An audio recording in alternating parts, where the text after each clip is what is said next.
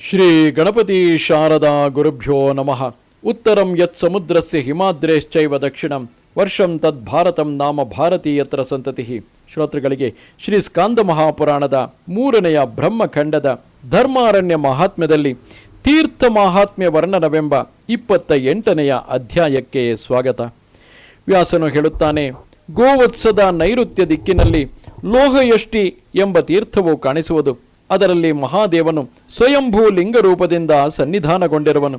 ಶ್ರೀ ಮಾರ್ಕಂಡೇಯನು ಹೇಳುತ್ತಾನೆ, ಮೋಕ್ಷವನ್ನೀಯುವ ಸರಸ್ವತಿ ತೀರ್ಥದಲ್ಲಿ ಭಾದ್ರಪದ ಮಾಸದ ಅಮಾವಾಸ್ಯೆಯ ದಿನ ವಿಹಿತ ಕ್ರಮದಿಂದ ಬ್ರಾಹ್ಮಣರನ್ನು ಅರ್ಚಿಸಿ ಅವರಿಗೆ ದಕ್ಷಿಣೆಯನ್ನಿತ್ತು ತರ್ಪಣ ಮಾಡುವುದರಿಂದ ಗಯೆಯಲ್ಲಿ 21 ಸಲ ಪಿಂಡ ಪ್ರದಾನ ಮಾಡಿದ ಫಲವು ಲಭಿಸುವುದು. ಲೋಹಯಷ್ಟಿಯಲ್ಲಿ ಭಾದ್ರಪದ ಬಹುಳ ಅಮಾವಾಸ್ಯೆಯ ದಿನ ಶ್ರಾದ್ದ ಮಾಡಿದರೆ ಪಿತೃಗಳು ಪ್ರೇತ ಜನ್ಮವನ್ನು ತ್ಯಜಿಸಿ ಸ್ವರ್ಗದಲ್ಲಿ ವಿನೋದ ಪಡುವರು. ಪಿತೃಪಕ್ಷದಲ್ಲಿ ಪಿಂಡ ಪ್ರಧಾನವನ್ನಾಗಲಿ ತರ್ಪಣವನ್ನಾಗಲಿ ಮಾಡುವವನು ನಮ್ಮ ವಂಶದಲ್ಲಿ ಹುಟ್ಟಿಯಾನೇ ಎಂದು ಪಿತೃಗಳು ನಿರೀಕ್ಷಿಸುತ್ತಿರುತ್ತಾರೆ. ಪಿತೃಗಳು ಪ್ರಿಯರಾಗಿದ್ದರೆ ಮಾನವರು ಲೋಹಯಷ್ಟಿಯಲ್ಲಿ ಭಾದ್ರಪದ ಬಹುಳ ಅಮಾವಾಸ್ಯೆಯ ದಿನ ಶ್ರಾದ್ದ ಮಾಡಬೇಕೆಂದು ಮುನಿಗಳು ನುಡಿದಿರುವರು.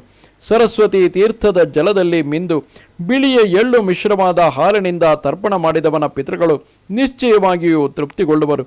ಅಲ್ಲಿ ಪಿತೃಗಳಿಗೆ ಮೋಕ್ಷವನ್ನು ಬಯಸುವ ಜನರು ಅಮಾವಾಸ್ಯೆಯ ದಿನ ಹಾಲು ಮಿಶ್ರವಾದ ಹಿಟ್ಟಿನಿಂದ ಶ್ರಾದ್ದ ಮಾಡಬೇಕು.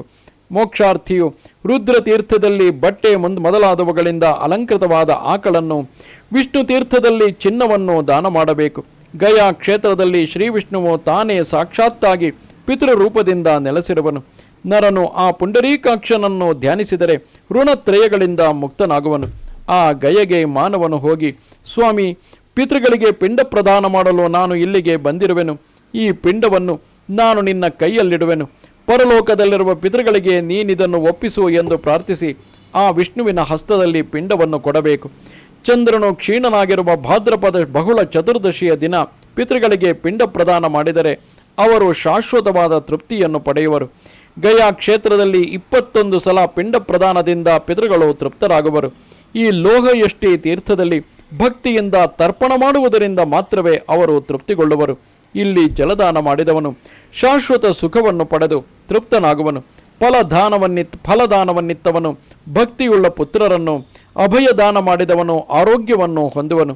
ನ್ಯಾಯ ರೀತಿಯಿಂದ ಗಳಿಸಿದ ಸ್ವಲ್ಪ ದ್ರವ್ಯವನ್ನು ದಾನ ಮಾಡಿದರೂ ಅದು ಮಹಾಫಲವನ್ನೀಯುವುದು. ಆ ತೀರ್ಥದಲ್ಲಿ ಸ್ನಾನ ಮಾಡುವುದರಿಂದಲೇ ಮಹೇಶ್ವರನ ಸೇವಕನಾಗುವನು.